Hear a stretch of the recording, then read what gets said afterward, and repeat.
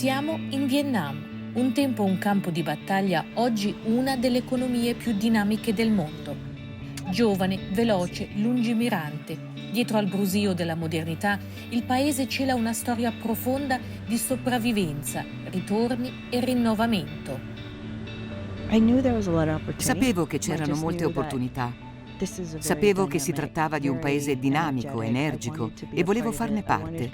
Volevo tornare e costruire qualcosa di unico che nessun altro aveva mai fatto e così è stato.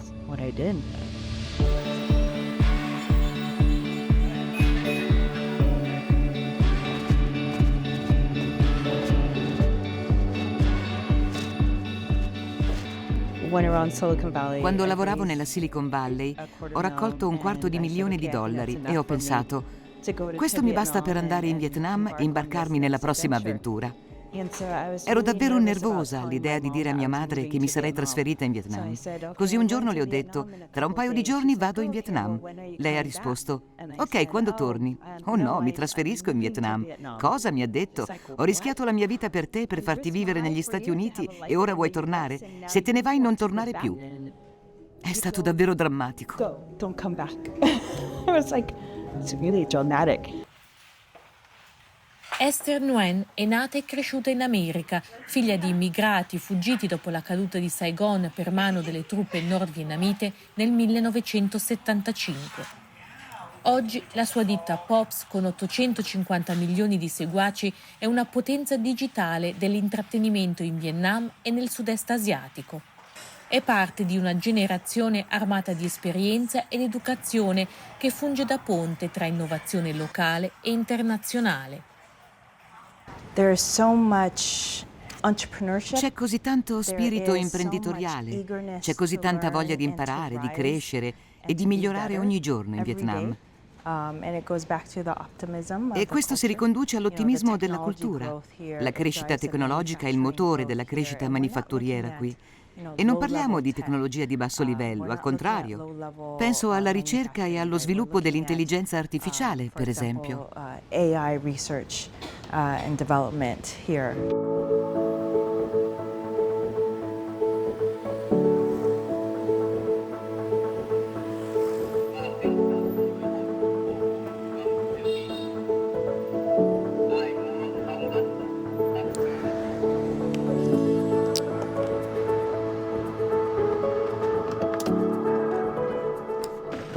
Inserisco la batteria, la controllo e posso sostituirla con una carica.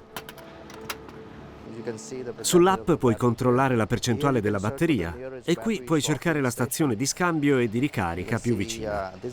Questo è solo a Hanoi? Questo è per Hanoi, siamo alla stazione Starlake.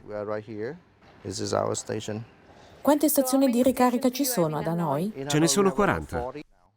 Dopo aver studiato negli Stati Uniti, Nguyen Nguyen è tornato in Vietnam per fondare Selex, una start-up di veicoli elettrici con un sistema di ricarica pionieristico. È parte della spinta verde in corso con il sostegno di un governo guidato dal Partito Comunista che si apre al settore privato. Con 70 milioni di motociclette in circolazione e un serio problema di inquinamento, il potenziale è enorme e il sogno del Made in Vietnam è reale. Andare a studiare all'estero era un sogno per la mia generazione, la generazione X, nata dopo la guerra, e gli Stati Uniti erano la destinazione ideale. Volevo vivere nel paese più avanzato dal punto di vista tecnologico e ho avuto l'opportunità di rimanere e di realizzare il sogno americano. Ma ho capito che il sogno vietnamita era più importante, perché penso di poter avere un maggior impatto in Vietnam. I can make more impacts in Vietnam.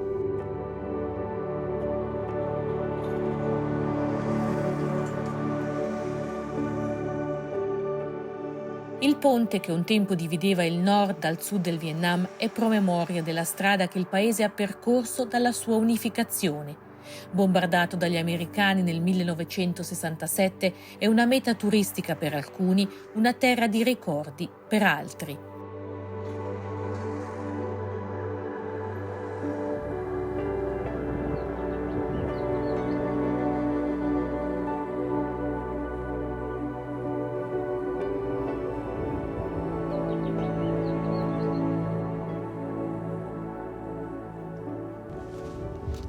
Questo posto è stato al centro della cronaca per 2 o 3 mesi. Qui gli Stati Uniti si aspettavano la grande vittoria che avrebbe dato una svolta alla guerra, portando al crollo dei vietnamiti, ma non fu così. Chuck Searcy prestò servizio in Vietnam nel 1968, l'anno della brutale battaglia di Khe Sanh che terminò con un parziale fallimento americano. Un ex analista dell'intelligence, Searcy tornò nel paese nel 1993 per una visita che gli cambiò la vita. Stavo camminando, laggiù c'era una recinzione e vidi 2 ragazzi che si prendevano cura di 4 o 5 mucche. Erano 2 fratelli, uno aveva 10 anni, l'altro forse 12. Chiesi loro se si fossero mai imbattuti in bombe o mine qui e loro mi dissero: «Oh sì, sono ovunque. Vuoi vederne una?» Ho detto ok, sì, e così ci siamo avvicinati alla recinzione e c'era una specie di munizione, non so nemmeno cosa fosse, un proiettile, sembrava, sì, un proiettile d'artiglieria. Uno dei ragazzi si avvicinò e ha allungato il piede come se volesse solo toccarlo. Io ho detto ferma, ferma, non toccarlo, e lui si è fermato.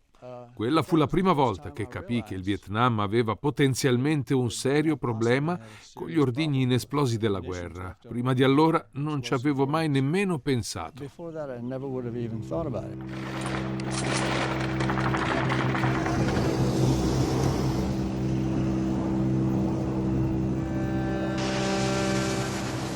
La guerra del Vietnam, o guerra di resistenza contro gli Stati Uniti, durò dal 1955 al 1975. Almeno 58.000 soldati americani, più di 1 milione di vietnamiti, persero la vita. Oltre 8 milioni di tonnellate di munizioni furono sganciate sul Vietnam, migliaia sono ancora a rischio di esplosioni.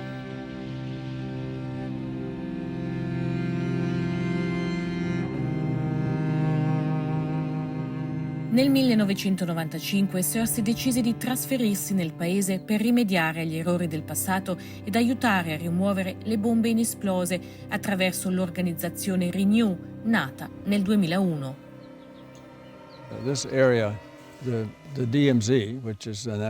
Questa area, in pratica la zona demilitarizzata tra il nord e il sud del Vietnam durante la guerra, è stata l'area più bombardata nella storia dell'umanità. Da allora abbiamo imparato ad affrontare il problema e, anche se non lo abbiamo risolto, stiamo imparando a gestirlo. Ma non dovremmo mai permettere che accada di nuovo. Questo luogo ci ricorda la sfida che affrontiamo ogni giorno. Dobbiamo fare meglio. Il raggio attorno alla detonazione è di 250 metri. Ci sono 2 centri. La posizione 1 ha bisogno del sostegno della posizione 2.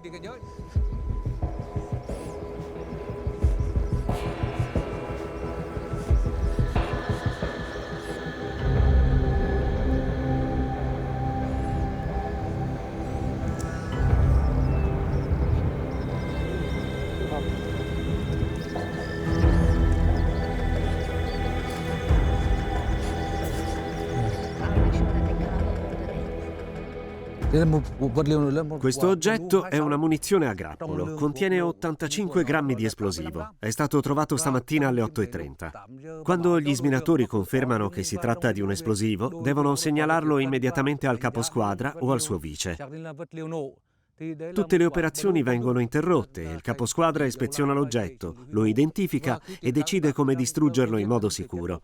Siccome si tratta di una bomba a grappolo, dobbiamo distruggerla in loco. Mettiamo dei sacchi di sabbia attorno alla bomba per metterla in sicurezza, quindi segnaliamo l'area.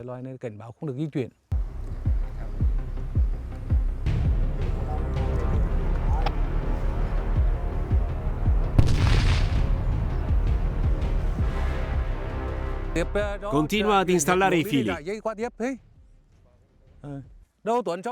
Chuan Dinh conosce rischi e benefici di un mestiere che è diventato una missione. Cresciuto nella provincia più bombardata di sempre, lavora da 22 anni per una delle organizzazioni che contribuiscono a rendere il paese più sicuro. In 8 giorni la sua squadra ha trovato 17 ordigni inesplosi su questa spiaggia del Vietnam centrale. Più di 100.000 persone sono morte a causa di oggetti esplosivi dal 1975. È una tragedia che 50 anni dopo la fine della guerra si parli ancora di contaminazione da ordigni inesplosi. La gente vive ancora nella paura e si sentirà serena solo quando saprà che la sua terra è stata bonificata. In 26 anni MAG, l'organizzazione per lo sminamento per cui lavora, ha distrutto più di 398.000 ordigni in Vietnam e decontaminato centinaia di milioni di metri quadrati di terreno. Finanziati in gran parte dagli Stati Uniti, i programmi di sminamento in Vietnam sono stati temporaneamente sospesi dopo il congelamento dei fondi per gli aiuti internazionali voluto dall'amministrazione Trump in gennaio e poi ripristinati. Malgrado l'incertezza, il lavoro continua. Se gli Stati Uniti dovessero abbandonare completamente il sostegno al programma di sminamento, il Mine Action Program in Vietnam, non ho dubbi che il numero di vittime ricomincerebbe a salire. Tutte le nostre organizzazioni insieme nella provincia di Quang Tri hanno trovato e distrutto più di 800.000 bombe. Se questo sforzo si interrompesse definitivamente, ci sarebbero più morti o feriti. Il mio braccio è amputato, giusto? Quante dita mi sono rimaste sulla mano sinistra? Jack Searcy e la sua organizzazione hanno avviato anche programmi educativi per la prevenzione degli incidenti e servizi protesici nella provincia di Quang Tri. Lavorano a stretto contatto con Ho Van Lai, una vittima delle mine inesplose. Aveva 10 anni quando una bomba a grappolo sul ciglio della strada lo rese gravemente disabile.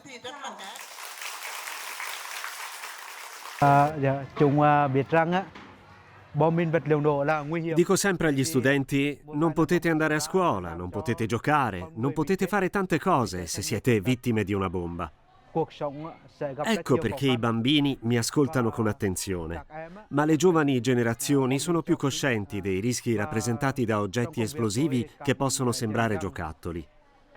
E sono orgoglioso di poter contribuire a sensibilizzare i giovani.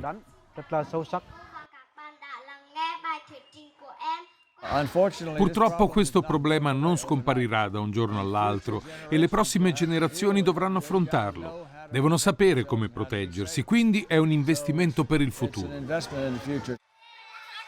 Chuck ha anche contribuito a normalizzare le relazioni diplomatiche tra Stati Uniti e Vietnam, che quest'anno celebrano i 30 anni, ma non è sempre stato facile. È stato un po' difficile per me. È stato un po' imbarazzante perché come americano e come veterano di guerra qui sentivo una certa responsabilità. Non mi sentivo in colpa, ma sentivo che ci doveva essere una certa responsabilità e che avremmo dovuto fare tutto il possibile come americani per aiutare il Vietnam a riprendersi da questo problema. Ma molto rapidamente i vietnamiti, nel loro modo meraviglioso e cortese, mi hanno fatto sentire apprezzato per questo sforzo e mi hanno accolto con tanta generosità che l'imbarazzo è svanito molto in fretta e ben presto ci siamo resi conto che stavamo tutti lavorando per gli stessi obiettivi.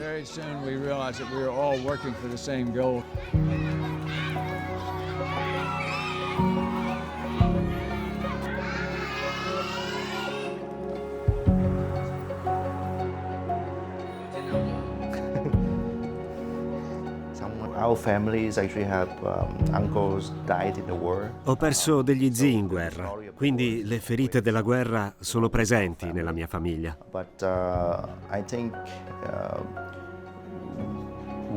Ma attraverso i racconti del conflitto abbiamo imparato che i sacrifici, la resilienza, l'innovazione e la creatività sono davvero importanti per raggiungere ciò che si desidera, che si tratti di una vittoria in guerra o di una vittoria negli affari.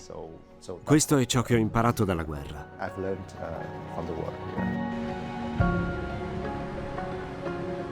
Da nemici a partner strategici, la relazione tra Stati Uniti e Vietnam è in continua trasformazione. La guerra fa parte del passato e non guardare mai indietro fa parte della cultura vietnamita. Si guarda sempre avanti e ciò che è dietro di noi è dietro. Per questo c'è così tanto ottimismo tra i giovani. Mi piace prendere l'esempio delle motociclette. Se guardi le motorette che ci sono per strada, nessuno guarda indietro, si guarda solo avanti, perché quello che succede dietro non ci riguarda.